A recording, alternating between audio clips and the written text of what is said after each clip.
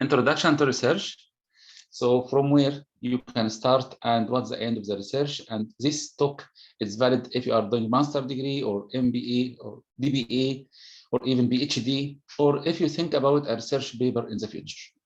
So today I will discuss the journey of research from where we can start. Normally, the research journey starts from a research topic, a research idea.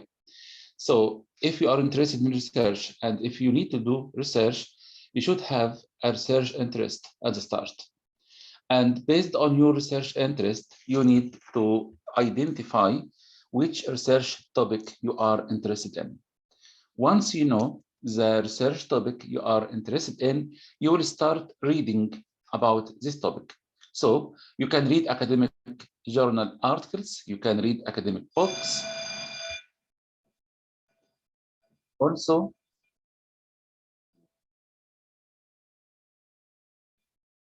Also, you can read professional articles published by professional bodies. So once you touch the research topic of your interest, you start the next step. Next step here will be reading articles published in the area. So you start carrying out what we call literature review. You need to see in the literature what has been done, what are the gaps in the literature, and then you can identify the gap you are interested in to fill. Hence, you are contributing to the literature. After doing the literature review, we move to the third box, refine and structure your question. So after surveying the literature, you start thinking about what is my research question. And once you identify the research question, you will go back to the literature to see what are there. So you will evaluate the resources, the literature you have covered in the second stage. Once you survey the literature, refine the research question, identify the research gap, then the potential contribution, you need a tool to implement the research and to answer the research question or to achieve the research gap. This moves us to the box called Choose Your Methodology. So you need to find out the method which help you to achieve the research objective, the method which help you to answer the research question. Once you choose the method, you will move to the following step, which is examine research finding, because the method will help you to do some analysis. So you will get some results, and from these results, you need to find out the research finding. What does this finding means? After that, after you examine your research findings, you will start writing your conclusion and you offer some recommendations for the practice for the researchers. And after that, you need to disseminate your findings. So this is the journey of the research from the start until the end. So I will go through each of these boxes in details just to explain more what we mean by each of these boxes. So first of all, if we are thinking about a research topic, what are the main criteria for research topics? The first criteria is that the research topic should be of interest. So you should be interested in this research topic. And at the same time, you need to be sure that one of your supervisors at university is interested in this topic as well. And also it might be find interesting to see external audience as well. So I'm interested in the topic, I have a supervisor, and this topic interests the government. People need to know more information about this topic. So if you choose a research of interest to you and others, this will be one of the good topics you might think about. Second criteria for choosing this new topic is the topic should be new. So you need a new topic. You don't need just to replicate an old study. So you need to find out something new, something adding value to the literature. So you need to avoid any duplication. So if you found a researcher do research, let's say, in corporate governance in Pakistan, please try to find any new angle in this area. So if you are doing corporate governance in Pakistan again, think about what's new, what's the new contribution, or what's the contribution of your research above what has been done before. So you need to avoid duplication, and also you need to be sure that this kind of research is relevant to the government, to the stock market, to managers, to professionals. So you need to find out what the importance or the relevance of this research. Think about who might be interested in your result and how your research could impact the practice. So this is the main criteria for the research topic. So you might ask me, how can we find new topics? Or what are the main sources of finding new topics? Reading is the basic source of finding new topics. You need to read. You have to read. So my advice here, please try to read recent articles published in top-ranked journals. Read also review articles in these journals. Read any articles which issue special issues. Have a look to the top-ranked conferences in your field. And also read any professional article, because in the professional articles, they present and show us the practical problem in the field. When you look at the articles, when you read the articles, specifically in the conclusion of any article, you will find that the author will mention to the research limitations. Research limitations means what has not been done by this research. And also, you will find the researcher suggest some ideas for future research. So reading will be the key step in order to identify a new topic. So once you find some new topics, you need to think about this topic, because when you read articles, not all ideas will be applicable to, let's say, to the Pakistani context. Some ideas might be applicable to other countries, not your country. So think about to what extent this idea is applicable to my country. Also think about to what extent you can get information about this idea. So do you have enough resources? Do you have enough articles? Can you collect data for the empirical side of this article or not? So once you get the idea, this will be the starting point of your research journey. I mentioned that you need to look at articles published in top-ranked journals. How can you know articles published in top-ranked journals? So you need to look at the formal ranking of the academic journals around the world. For example, we have ABS, Association of Business Schools in the UK. In Australia, they have ABDC. Scopus is a worldwide ranking journals.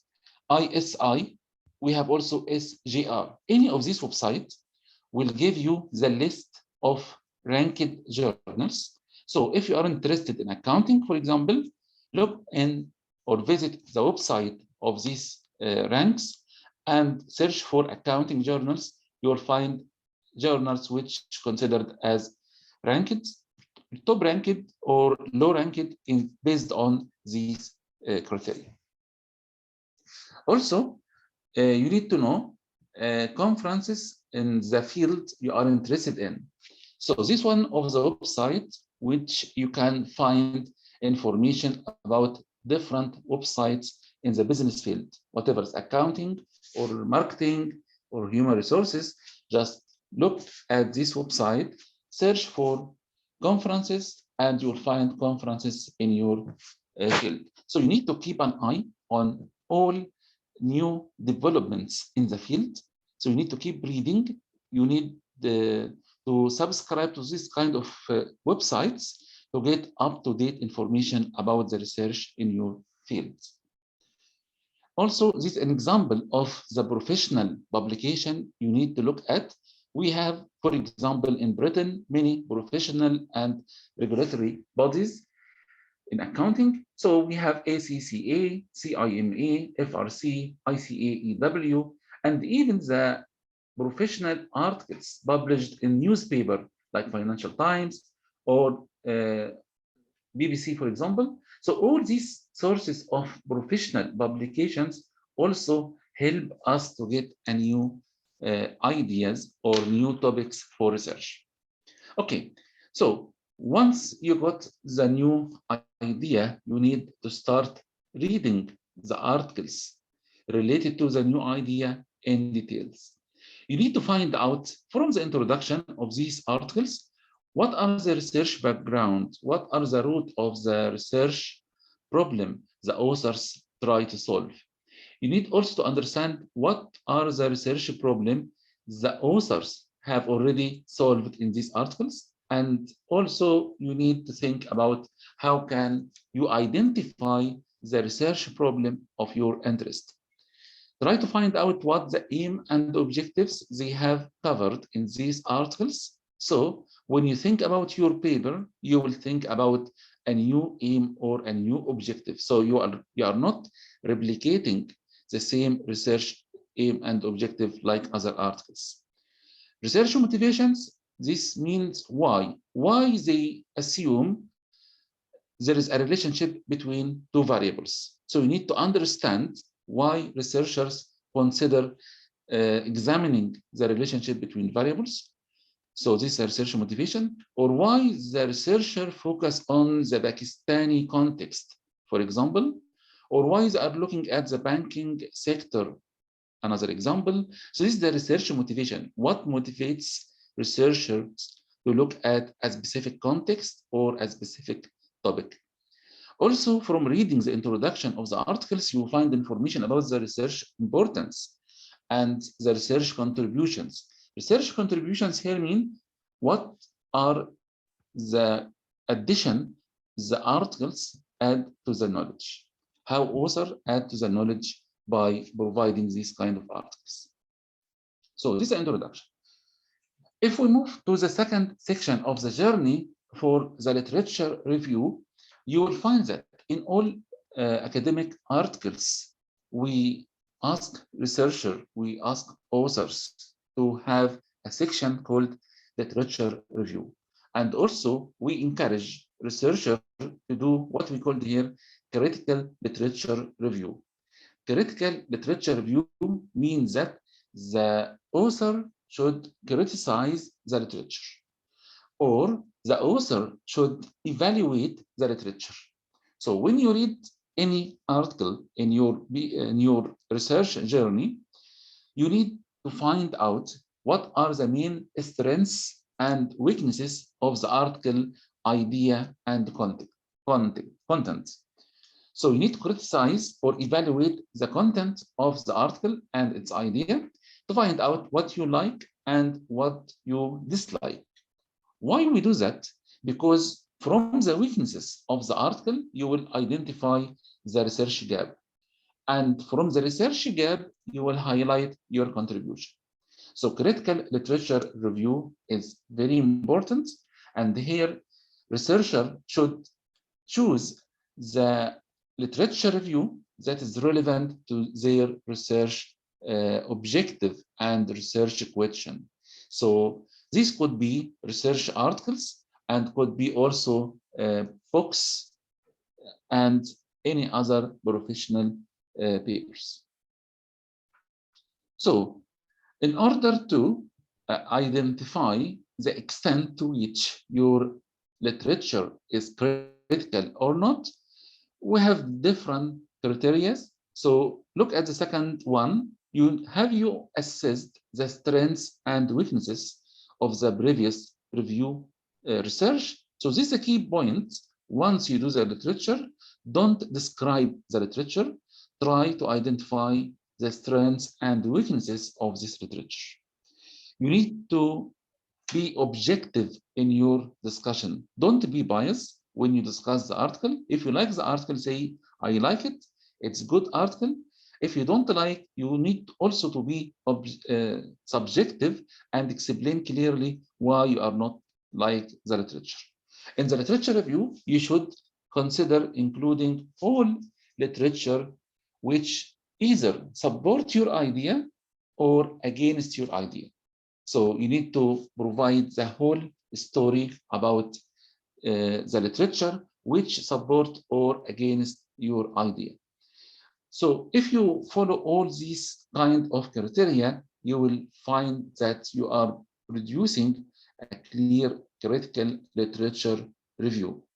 So for the clear literature review, you can explain what are the inconsistencies in the literature, what are the omission or the bias, to what extent the literature agree or disagree on a specific finding, is the literature provide mixed finding, what are the main problem in the literature. So from criticizing the literature, you will identify a number of research gaps.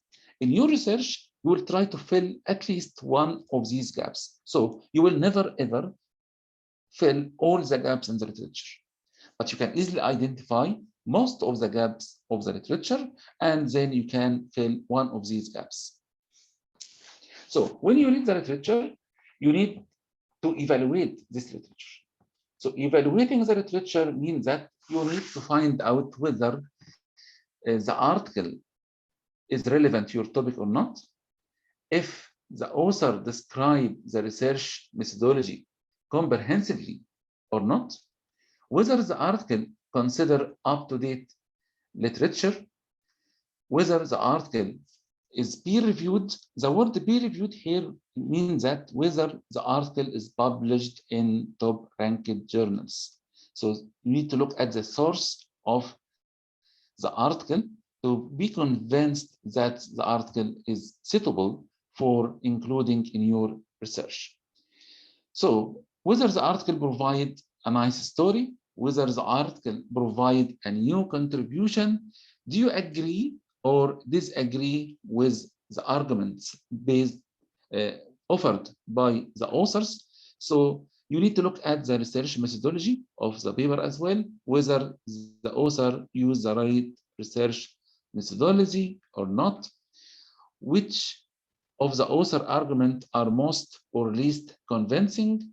You need also to find out whether the interpretation of the findings are correct or not. All these criteria helps you to criticize the literature, to identify the strengths and weaknesses of the literature. Once you do that, you need to clearly identify in your research the research gap. So the research gap, what does it mean? It means that a topic or area which missing or insufficient information limits the ability to reach a conclusion for a question. So identifying the research gap is a key step in our journey of research. So you should identify a research gap in order to claim later that you have a research contribution. So again, from the research journey, from reading the relevant article to your research problem, you can identify a number of research gaps, but in your research, you will not fill all the research gaps. You need at least one research gap to be filled in your research. So once you identify the research gaps and which of these research gaps will be filled, you need to rethink again about your research question. So based on the literature and based on the gaps in the literature, which of these research gaps will be filled? And hence, you need to find out the clear research question, which should be linked with the research objective. So normally, in the qualitative research, research questions should be shaped based on the gaps in the literature. So you need to look at the literature to identify the research gaps, to find out which of these research gaps will be filled, and then you can reshape your research question. If your research is quantitative, and if you have research hypothesis, so you need also to use the literature, and you need to use different theories to develop a set of research hypotheses.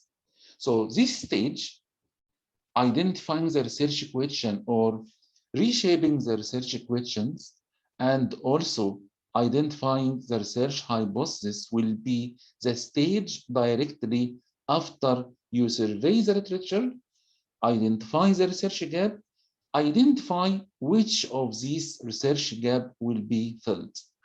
So now, in this slide, we reach the point that we have a clear and a definite research question or questions, and also we have a definite research hypothesis. What is the next step? After you identify the research gaps and the research questions, you need to think about the research methodology. So in the research methodology, you might think about whether I should use qualitative research or quantitative research. And also you should differentiate between research methodology and research method. So for the research methodology, qualitative or quantitative. For the research method, you need to find out the tool you will be used in order to answer the research question or in order to fill the research gap or achieve your research objective. So here, when you start reading at the start of the journey and reading the research problem and the contribution of other articles, you should have a clear idea about what are the research methodologies used. Always the research methodology will be driven by the research objective. So you need to find out the research method which help you as a researcher to achieve your research aim and objectives. So whatever the research methodology used, it should be justified. So if you use qualitative research, explain why. If you use quantitative research, also you need to explain why. Also, you need to have a sample selection criteria. Sample selection criteria, you can explain based on what you are selecting a sample for your empirical research. So if you are looking at banking sector, for example, explain why banking sector, not all financial institutions. If you look at the most recent years, like 2020, 22, you need to explain why you choose 2022. If you cover 10 years, you need to explain why you covered 10 years. If you covered small and medium enterprises, you need to explain why. If it is a case study, just you do a research on one bank or one company, you need to explain why one bank or why one company, and also why this particular company. You need also for the research methodology to identify the period of the analysis. How many years you will cover in your analysis, whether it's 1 year or more than 1 year, and why. If you are using quantitative research and you will use some regression models, you need to show this model and to explain why this model. If you are using OLS or random effect or fixed effect, and why. Also, in your research methodology section or chapter, you need to identify the variables in the model.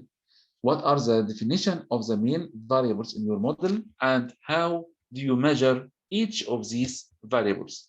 Again, this will be very important to know. Explain in details how will you collect the data in order to start your analysis, and what are the main source of your data. So these are very important points to consider when you are thinking about the research methodology. So my advice here, when you read any research paper, try to make a note on the research method used in the paper, make a note on the sample selection criteria and sample period, make a note on the source of data. So you will know from where you can collect your data when you finish the literature review chapter.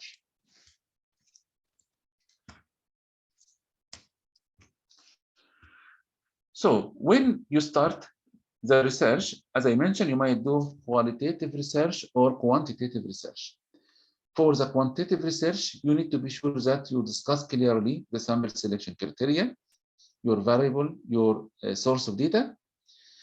Also, the measurement of the value is very, very important. That should be stated and also should be supported by the literature.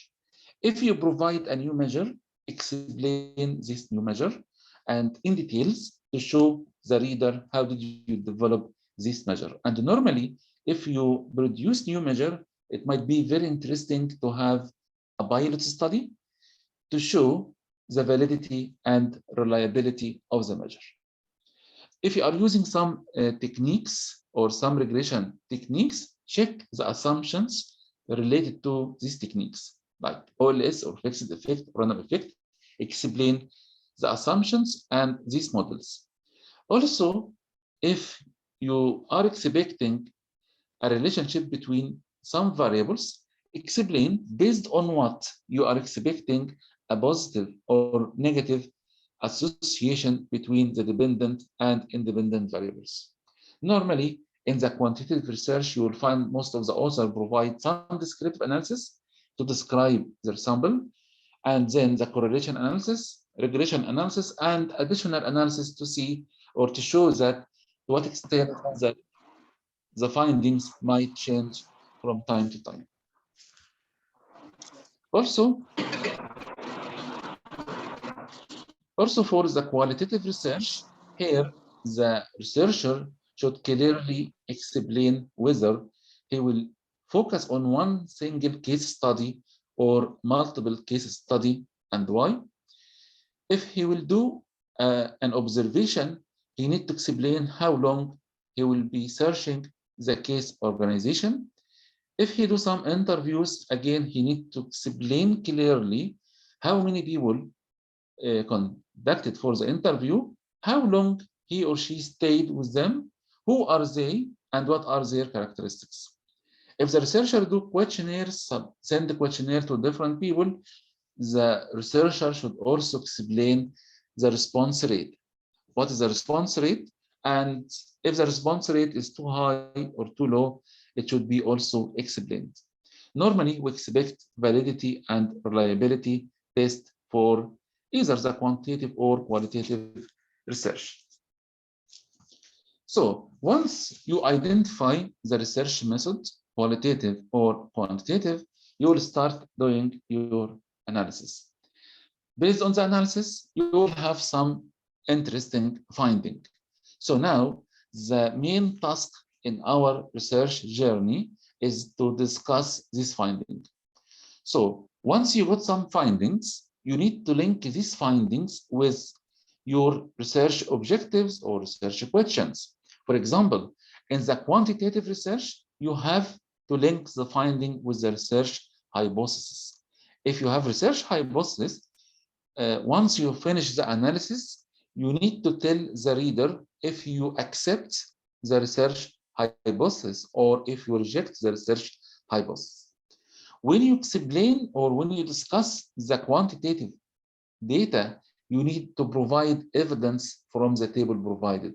So you need to show tables and also you need to provide evidence from the table. For example, if you say that there is a positive relationship between firm size and disclosure, and this relationship is significant, in this case, you have to provide us from the table some evidence that the relationship is positive and significant. So you need to show the coefficient is positive and the p-value in the table is lower than 5%, so it is significant. For the qualitative research, we examine the research findings in the qualitative research by identifying the research themes. From the research themes, we can find out what are the main topics of interest we collected using the qualitative research. Then we can link this with the respondents' characteristics. So, for example, we can see what the female tell us about this phenomena compared with female. How well-educated people perceive this phenomena compared with less educated people, and so on. And also, we need to keep in mind in the qualitative research that we have a research question. So we need to link our findings with the main research questions. In the quantitative research, we always use tables and we show numbers. But in qualitative research, what we do, we collect evidence from the interview to support our arguments. So normally, you will find in most cases in the qualitative research, researchers are using quotes from the data collected from the interview to support their arguments. So this is like the description of the findings or examining the finding. The next step is to discuss the finding. Discussing the finding here means that, first of all, you need to summarize the key findings you have. Then you need to link the findings with the literature and the theories. So you need to focus on what is new in your finding. So you need to focus on the novel findings and insights compared with the existing literature and theories, because you need to show that you have something new, you have something to add to the literature. So you don't need to describe the result, because in the previous stage here, we describe the result. We say that what are the main topics discussed in the qualitative, whether we accept or reject the research hypothesis.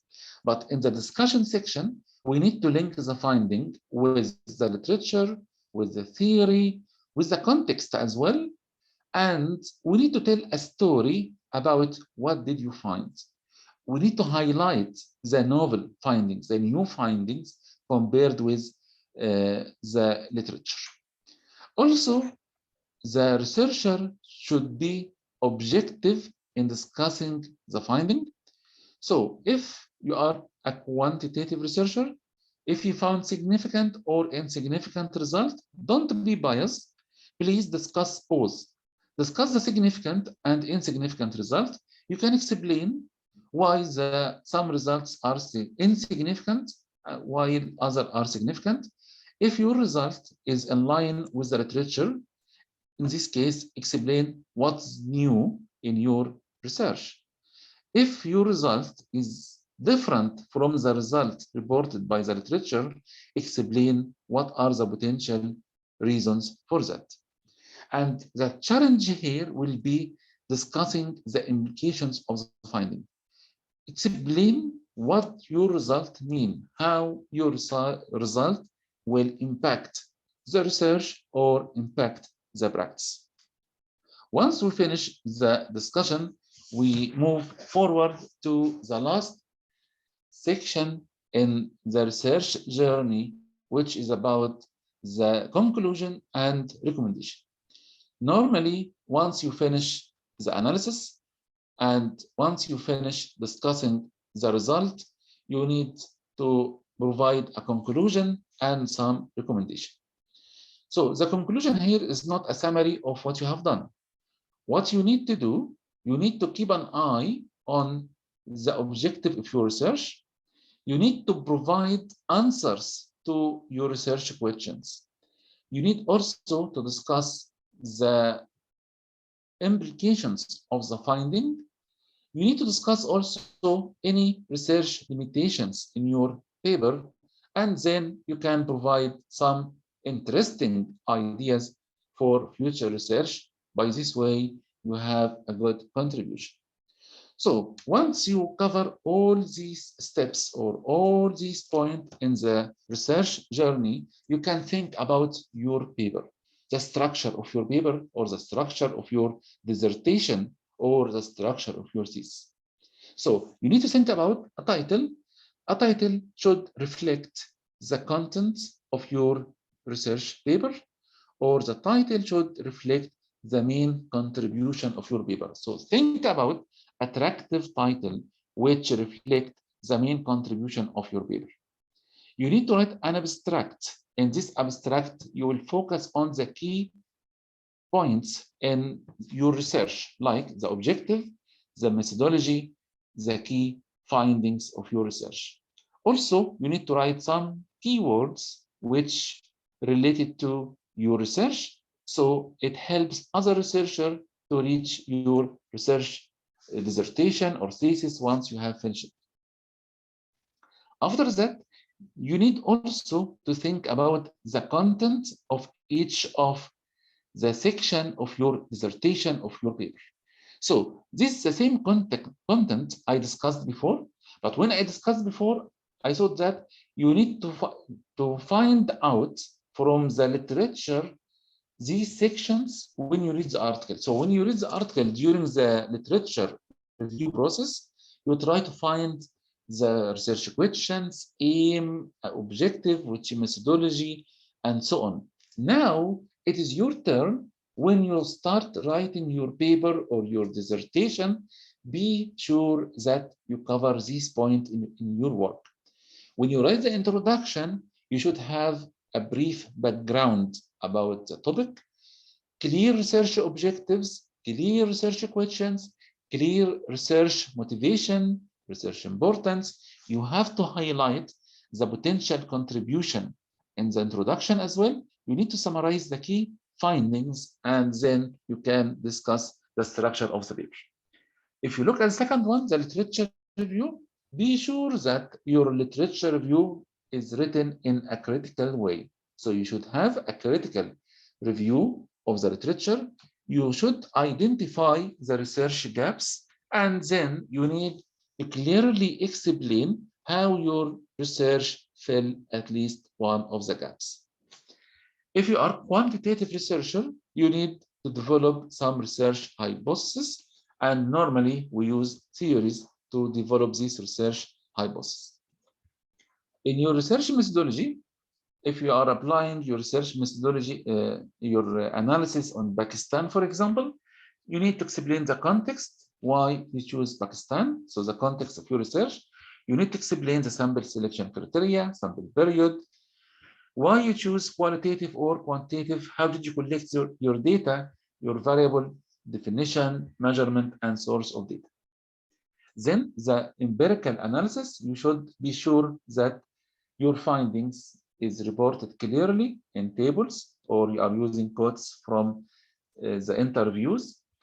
You need to clearly explain whether you accept or reject your research hypothesis, and you need to provide a clear answer to the research questions. In the discussion, you need to link your findings with different theories used in this paper and also to the literature. In the conclusion, remember that you have some research questions, so you need to provide answers to the research questions. You need to discuss the implications of the finding, the research limitation, and you need to identify some ideas for future research. For the references, please be sure that most or all of your references is based on top ranked journals, because this will be a good indicator of the quality of your research work. Finally, before you submit your dissertation to your supervisor, or before you submit your paper to any journal, please try to consider these questions. And by considering this question, you can highlight whatever missing in your research work to avoid any criticism from your supervisor or from the journal editor.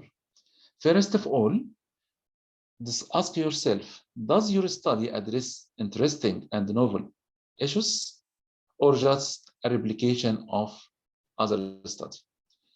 If you believe that your study address interesting and novel issue, you should mention clearly to the novel issues in your study. So let's say in the introduction, you will clearly mention that our study provide a novel contribution to the literature, and to also provide interesting story, and then you will tell us what's novel and what is the interesting story. The second question, ask yourself, does your study offer novel contribution? It's quite similar to the first question, but here I mean that you need to specifically identify what is the contribution of your research. If you look at any research paper, you will find that authors write 1 or 2 paragraphs explaining their contribution. So the contribution could be contribution to knowledge. Contribution to knowledge means that you are the first author to consider this specific topic using the Pakistani context. The contribution could be contribution to the methodology by providing a new method or new variable or correcting some errors and mistakes in the methods used in the literature. So you are claiming here that you have something new, something added to the methodology. Also, the contribution could be a contribution to the theory by providing a new theory to explain a phenomena in your interest. Also, the contribution could be a contribution to practice. So you found like a practical problem, and by your research, you try to provide a solution to this problem. Move to the third one. Are the core arguments supported by sound logic, contemporary theory, or not? So here, all the arguments, here you need to differentiate between your opinion as a researcher and facts. If you have any facts, you need to support facts by relevant literature. And if you believe that there is a relationship between any variables, you should explain based on what you expect a relationship between the variables. And it will be very much better if you use theory to support the relationship between variables you have in mind. Is the literature review comprehensive and up to date? What does it mean? It means that if you are doing research now, we are in 2022, your supervisor, the reviewers, the academic journal will expect that you cover the literature at least up 2021. So your literature should be up to date, and at the same time, it should be comprehensive. Comprehensive means that cover all relevant articles to your research paper. So don't be biased to select some and ignore some. Please try to consider all relevant articles to your research. Did you use methods that are appropriate, contemporary, and state of the art? Here also you need to think about the research method used, and you need to be sure that this method is appropriate for answering the research questions. Does your study provide interesting result? Again, you need to think about the practice, the impact of your result on the practice, who might be interested to read your result. And finally, be sure that the work you have done is written clearly, because you might have a strong contribution to the literature, but because of your writing style, the reader can't understand your contribution. So once you finish writing the first draft, try to seek the help of a proofreader, someone who is native speaker in English or has a good English experience in his, let's say, in his degree. He can read your draft and proofread and correct English language before you submit your thesis or dissertation or paper to your supervisor or to journal articles. So I think this is all what I have today. Thank you very much for inviting me, and I hope you found this session useful for your study. Thank you. Thank you so much, sir. It was very informative. I would like to request the participants, if you have any question, please raise your hands. So I'll unmute you and you will be able to ask the question.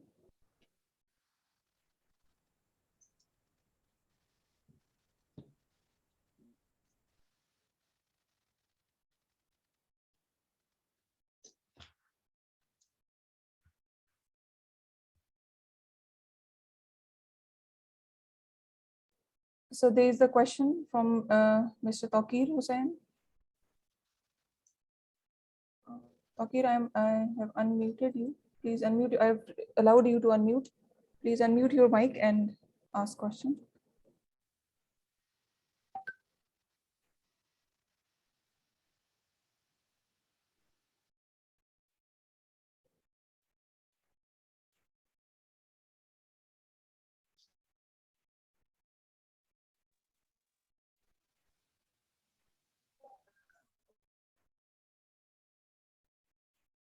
Hello, Takir, please unmute your mic.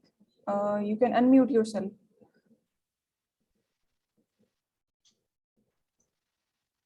Or if he can write the question in the chat, I can read and answer. Hello. Hello. Yes. Assalamu alaikum. My name is Tokyo and I am student of MSBA. And my research topic is the credit risk competition in emerging markets. And I have downloaded a lot of articles. And I have a confusion and I have how I have to start my proposal steps, synopsis. Because I'm confusing, can I write this in my own words or copy from downloaded articles? Please go Okay. ahead. Yes. Okay. First of all, you need to find out the ranking of this article, because if you have a large number of articles, it will be very time consuming to read all these articles. So first of all, try to check the ranking of the articles.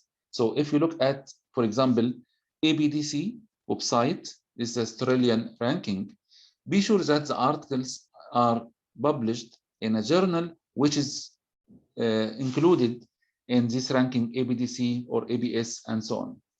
Second point, you can't copy and paste from the article in your proposal. What you need to do, you need to read the articles, and then you need to write in your own words what you understand from this article. So in a research proposal, what you need to do, I strongly suggest that you need to start by the literature review. See what has been done in these articles. This is the first step. Write like, I'd say, 2 paragraphs or 3 paragraphs about what has been done. And the best way to write what has been done is to prepare a table to summarize these articles in the table, and then you can write your comments on the table in 1 paragraph or 2. After that, you need to identify the research gap. What has not been done? What are the research limitations in these articles? So once you identify the research limitations, you have to decide which of these limitations will be considered in your research. Based on that, you can start identifying your research aim, objectives, the research questions as well. Once your proposal is approved, you will start reading these articles in details again in order to write your first literature review chapter.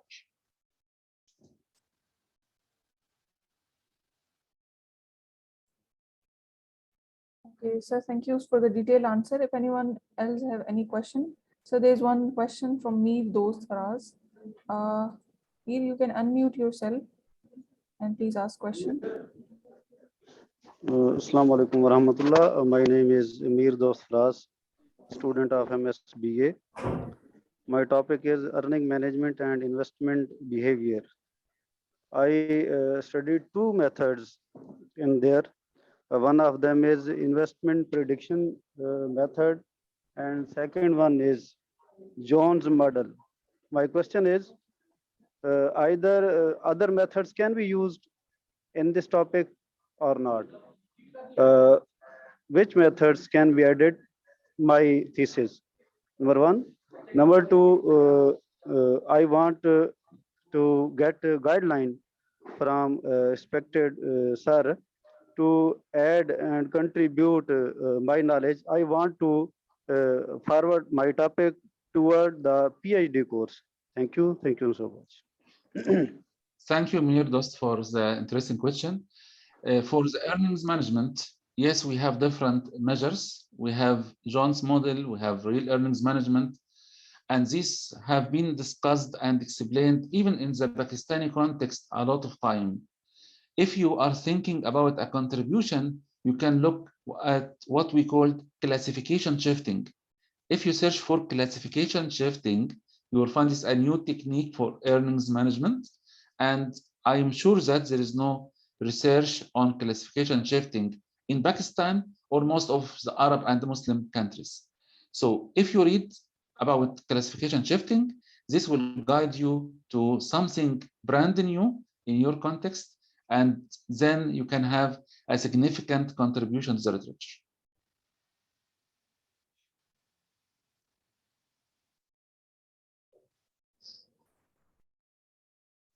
Thank you, sir. Taimur, if you have any question, you can unmute. Assalamu alaikum, sir. My name is sir. I wanted to ask you about, you have been telling us that author can be biased during the research, but what happens when our respondents are biased? So how we can come up with this issue? How we can solve this issue? Maybe I'm asking from the parents of children that what are the benefits, how beneficial can be the social media for this generation, but they can be biased. They can see the children are wasting their time on social media. So how we can solve this problem? I'm sorry, can you repeat the question again? So I'm asking what are the measures we can take to remove the biasness factor of our respondents? If we are getting our questionnaires filled from the respondents, but they are specifically biased to that topic. So how we can solve this problem? Yes, normally for the questionnaire and all qualitative research, you will find this kind of biasness. I think to avoid this kind of biasness, you can complement the methodology or the method used, like questionnaire with some interviews. So if you have questionnaires and interviews, if you have mixed approach, qualitative and quantitative, and if the result of the qualitative and the quantitative are matching each other, I think by this way we are reducing the level of biasness in the findings. So a mixed approach will help you in this case.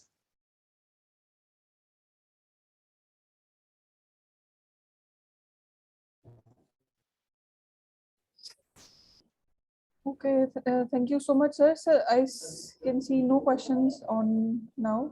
I think we should conclude the session. So I would like to thank you. Thank you so much for being with us. This was a very informative and very knowledgeable session. I really value it. And thank you so much for your valuable time. Thank you. Thank you. Thank you for inviting me. Thank you very much. Thank you, sir.